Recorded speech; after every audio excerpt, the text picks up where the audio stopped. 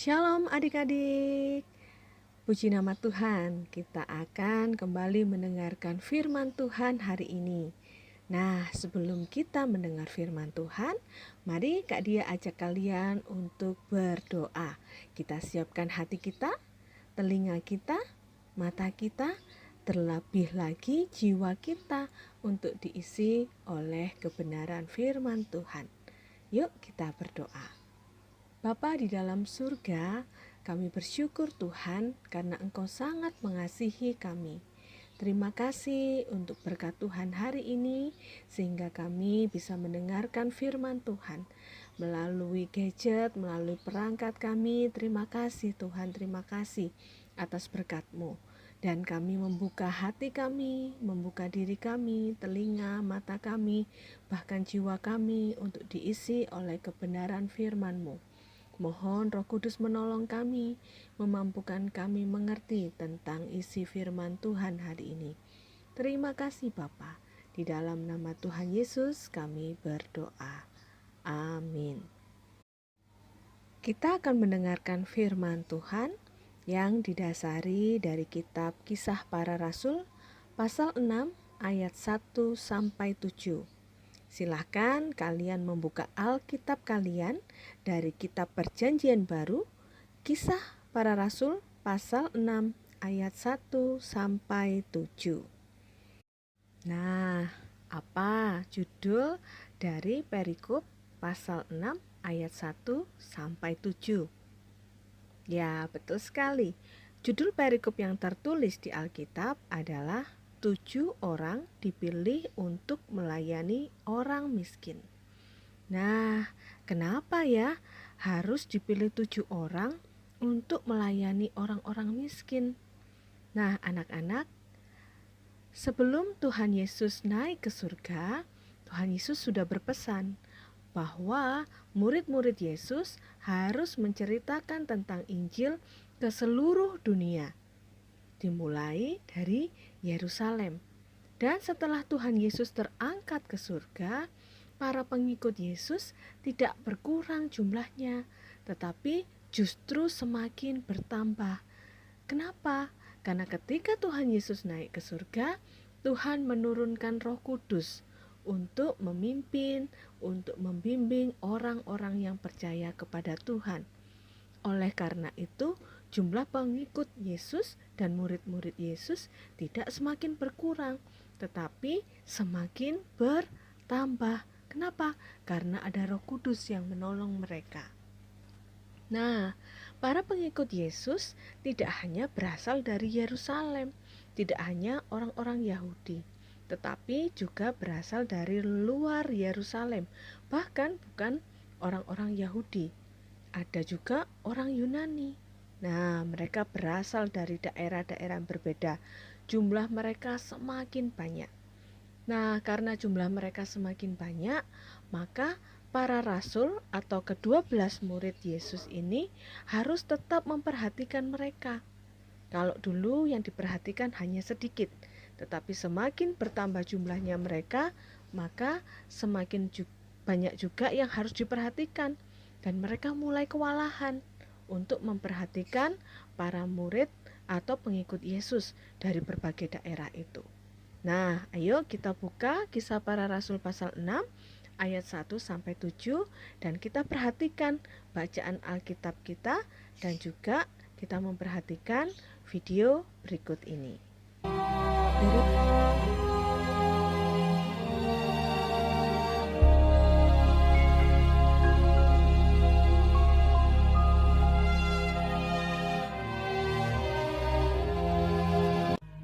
Pada masa itu, ketika jumlah murid makin bertambah, timbullah sungut-sungut di antara orang-orang Yahudi yang berbahasa Yunani terhadap orang-orang Ibrani, karena pembagian kepada janda-janda mereka diabaikan dalam pelayanan sehari-hari.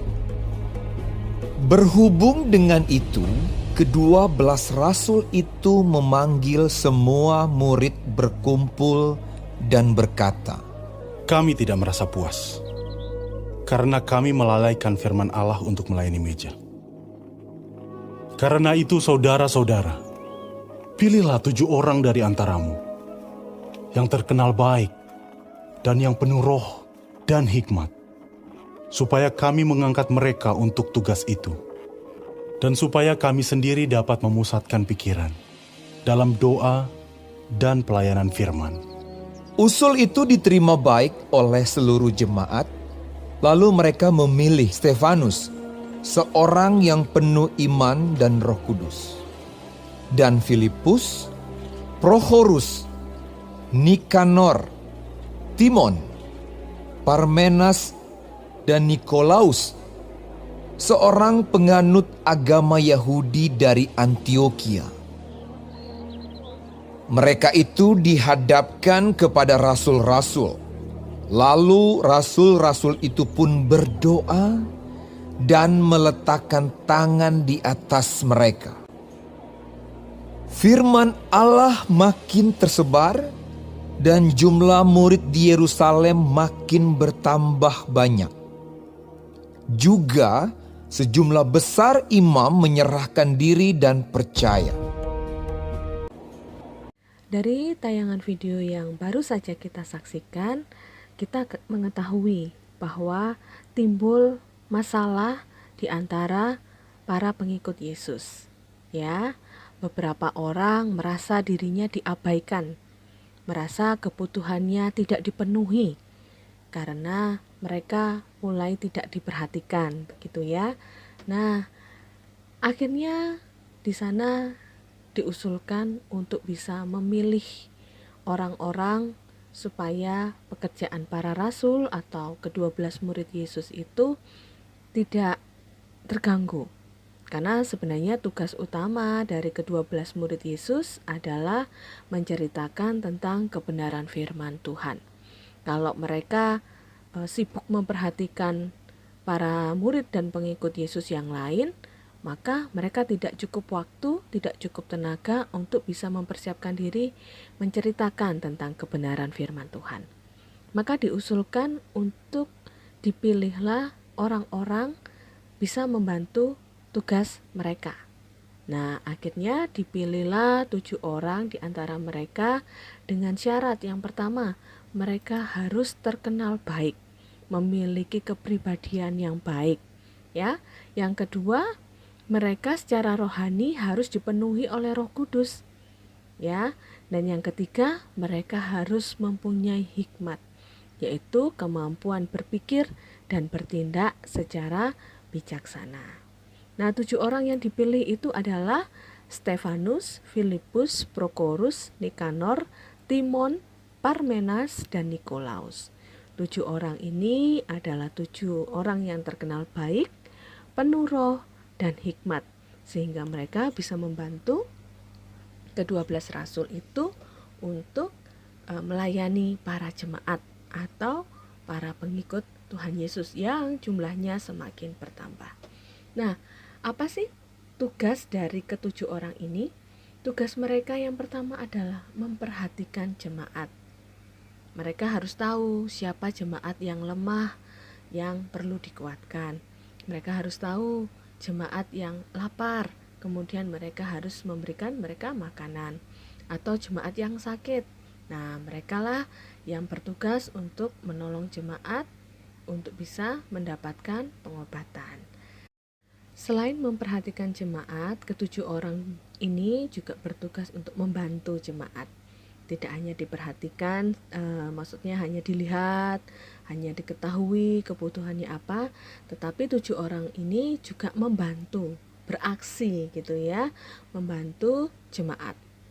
Mereka yang sakit mungkin dibawa ke tabib, mereka yang kelaparan kepada mereka diberikan makanan, mungkin mereka yang tidak mempunyai pakaian, nah kepada mereka diberikan pakaian yang layak gitu.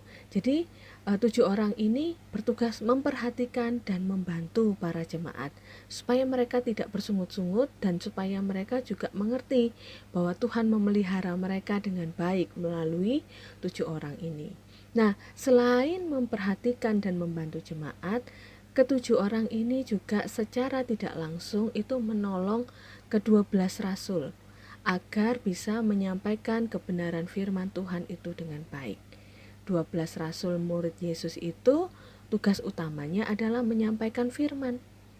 Nah, 7 orang ini memastikan bahwa jemaat-jemaat ini dalam kondisi baik, dalam kondisi yang sehat, bisa menerima firman Tuhan dengan baik.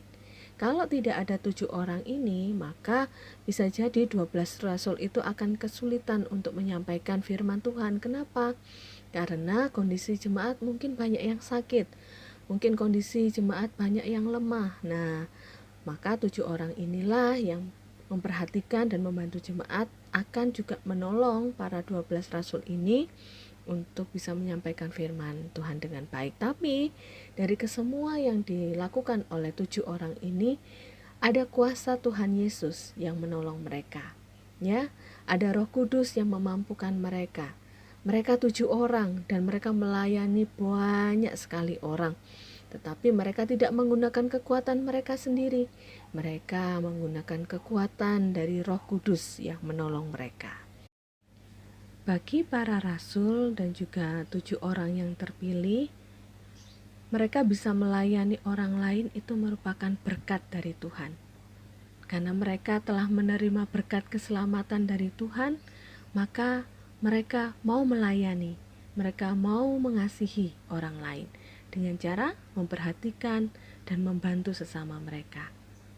Yesus juga telah mencontohkan kepada kita bahwa Yesus telah mengasihi manusia dan juga melayani manusia.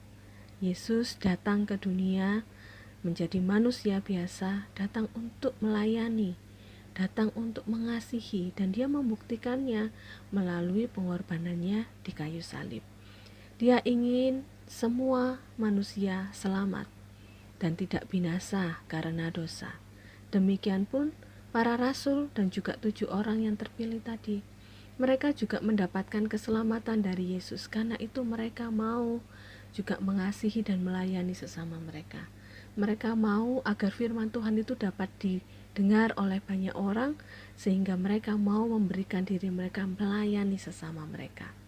Tadi Kak Dia sampaikan bahwa ke-7 orang itu juga mendukung pelayanan 12 rasul supaya firman Tuhan dapat disampaikan dengan baik. Maka mereka mengambil bagian untuk mengatur hal-hal, untuk mengatur kebutuhan para jemaat, supaya para jemaat tidak terganggu saat mendengarkan firman Tuhan. Nah, bagaimana dengan kita, anak-anak sekolah minggu yang masih kecil? Bisakah kita menjadi seperti 7 orang yang terpilih tadi? Bisakah kita belajar untuk mengasihi dan melayani orang lain? Tentu saja kita bisa. Ya, tentu saja kita bisa. Kita adalah anak-anak Tuhan yang juga sudah menerima berkat keselamatan. Yesus sudah mati buat kita. Yesus sudah hidup dan bangkit untuk kita. Maka kita juga sudah menerima berkat keselamatan dari Tuhan. Maka kita bisa belajar untuk mengasihi dan melayani orang lain, sama seperti ke-7 orang yang dipilih tadi. Bagaimana caranya? Nah, kita contoh, kita teladani dari 7 orang yang terpilih tadi. Yang pertama adalah memperhatikan. 7 orang tadi memperhatikan jemaat, apa yang dibutuhkan. Mereka harus tahu dari proses memperhatikan. Kita juga bisa seperti itu. Dimulai dari mana? Dari kelas kita dulu. Coba di dalam setiap minggu kita ada sekolah minggu secara daring. Coba diperhatikan siapa teman kita yang tidak datang, siapa teman kita yang sudah lama tidak hadir dan tidak bergabung dengan kita. Nah, coba diperhatikan. Ya, kalian pasti tahu namanya. Memperhatikan dari hal yang kecil, tahu namanya, tulis. Kalau kalian punya alat tulis, kalian punya buku, tulis nama mereka. Oh, hari ini yang tidak hadir ada si A. Oh, hari ini yang tidak hadir ada si B. Oh, kemarin dia hadir, kok hari ini nggak hadir. Nah, itu ya, kalian belajar memperhatikan orang-orang di kelas kalian. Setelah memperhatikan, kalian belajar untuk membantu. Caranya bagaimana? Coba ditanya, Kak, si A ini sudah lama nggak datang. Kemana ya kira-kira? Cari tahu. Ya, kalian cari tahu. Kalau punya nomor HP-nya silakan dihubungi. Atau kalau kalian nggak punya nomor HP-nya boleh tanya ke kakak kelasnya, kakak gurunya. Kira-kira bagaimana kondisi teman kita, si A, si B, si C yang tidak hadir, sudah lama nggak bergabung di sekolah minggu. Tanyakan. Setelah kalian tahu, nah apa kira-kira yang bisa dibantu? Misalnya, oh ternyata si A itu sedang sakit anak-anak. Nah, bagaimana cara kalian membantu? Yang pertama, pasti harus didoakan supaya mereka sembuh. Dan yang kedua, kalian bisa berusaha untuk menghubungi mereka, misalnya telepon. Kak, boleh nggak minta nomor HP-nya si A, misalnya ya, ditelepon, ditanyakan kabarnya, atau diajak doa bersama. Atau kalau memungkinkan, kalian bisa memberikan mungkin buah-buahan atau makanan kepada teman kalian yang sakit. Terlebih utama adalah memberikan semangat supaya mereka bisa lekas sembuh dan lekas bisa bergabung di dalam sekolah minggu berikutnya. Itu hal yang sederhana yang bisa kalian lakukan. Nah, ketika kalian sungguh-sungguh melakukan itu, memperhatikan teman-teman kalian, membantu teman kalian yang membutuhkan, secara tidak langsung kalian itu juga membantu orang lain kenal sama Yesus. Loh, kok bisa? Iya, ketika kalian memperhatikan, terus kalian membantu, misalnya si A, kalian tahu dia sakit, terus kalian sudah bantu dengan cara mendoakan, dengan cara telepon, dengan cara mungkin mengirimkan makanan. Lama-lama si A ini akan tahu bahwa kalian mengasihinya, bahwa kalian peduli dengannya. Akhirnya satu saat dia akan datang ke sekolah minggu. Dia akan bergabung ke sekolah minggu. Nah, secara tidak langsung si A ini yang datang ke sekolah minggu akan mendengarkan firman Tuhan yang disampaikan oleh guru kelas kalian. Nah, itu caranya kalian mengasihi dan melayani. Dengan demikian, si A akhirnya mendapatkan berkat firman Tuhan. Jadi, memperhatikan, membantu orang lain itu tidak perlu hal-hal yang luar biasa yang mungkin kalian gak sanggup melakukannya. Tapi mulailah dari hal yang sederhana dulu. Perhatikan orang lain dan juga bantu apa yang menjadi kebutuhannya. Mungkin kalau di rumah ada mama, ada papa yang mengalami kesulitan, diperhatikan. Misalnya mama sudah mulai pusing atau papa sudah mulai banyak pekerjaannya, perhatikan mereka. Kemudian bantu mereka. Mungkin membantunya dengan cara apa? Membereskan rumah misalnya, menyediakan air minum misalnya, membuatkan teh hangat manis misalnya. Itu sudah membantu mereka. Nah, setelah itu ajak mereka berdoa, ajak mereka ngobrol tentang kasihnya Tuhan, atau ajak mereka bernyanyi bersama gitu ya, supaya kalau ada orang tua kalian yang sakit atau ada orang tua kalian yang sangat lelah karena pekerjaan, nah itu bisa dihiburkan, bisa ada sukacita. Nah, adik-adik, kelak kalian sudah dewasa, kalian juga akan menjadi orang-orang yang dipilih untuk melayani di gereja, memimpin pujian, bermain musik, atau kalian membawa kantong persembahan, atau bahkan kalian menjadi bagian dari pengurus atau majelis. Nanti suatu saat kelak kalian akan menjadi orang-orang yang dipilih untuk melayani jemaat di gereja. Tetapi kalian harus belajar dari sekarang, belajar dari hal yang sederhana, memperhatikan, membantu ya, dengan sungguh-sungguh, dengan tulus. Dengan demikian kalian akan dibentuk Tuhan secara sedikit demi sedikit. Kalian siap nanti kalau sudah besar, sudah dewasa, kalian akan terpilih menjadi orang-orang yang melayani jemaat Tuhan. Kalian akan terkenal karena kalian baik. Kalian akan dilihat penuh dengan roh. Kenapa? Karena kalian melakukan dan mentaati firman Tuhan. Kalian akan dilihat menjadi orang-orang yang penuh hikmat, penuh bijaksana, ya, sehingga nanti kalau sudah dewasa kalian terpilih menjadi para pelayan-pelayan Tuhan di gereja. Nah, anak-anak, Tuhan sudah mengasihi kita. Tuhan sudah melayani kita jauh lebih dulu daripada kita mengasihi dan melayani Tuhan. Yesus sudah mengorbankan dirinya untuk kita. Dan sekarang saatnya kita merespon pengorbanan Tuhan menjadi berkat kita secara rohani. Dengan cara apa? Memperhatikan dan membantu orang lain. Dengan demikian, kita akan dikenal menjadi anak-anak Tuhan, murid-murid Tuhan yang baik, yang penuh roh dan penuh hikmat.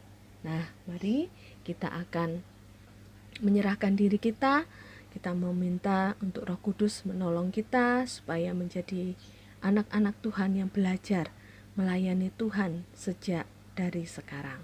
Mari kita berdoa. Bapa di dalam surga, kami bersyukur Tuhan boleh mendengarkan firman Tuhan hari ini. Tuhan, terima kasih atas berkat kehidupan yang Kau berikan, berkat keselamatan yang Tuhan beri melalui pengorbanan Tuhan Yesus, sehingga kami juga layak Tuhan untuk mengasihi dan melayani sesama kami. Kami sekalipun masih kecil mau belajar Tuhan untuk memperhatikan dan membantu orang lain, supaya kami juga dapat memperlihatkan bahwa Tuhan Yesus baik, bahwa Tuhan Yesus memelihara orang-orang yang mau percaya kepadanya.